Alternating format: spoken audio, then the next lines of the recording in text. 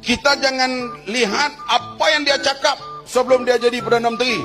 Orang sebelum jadi Perdana Menteri orang boleh cakap macam-macam. Janji itu, janji ini, tapi dah jadi Perdana Menteri macam mana? Datuk Seri Anwar dulu dia cakap, yang kaya bertambah kaya, yang miskin papa kedana. Ini ayat dia.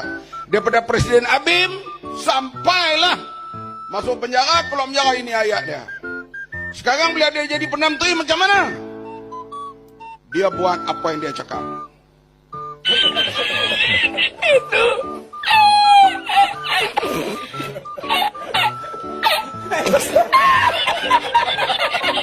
Itu.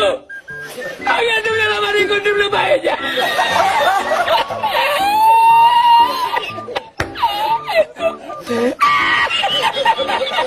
Hilang kontri, pakai tetap.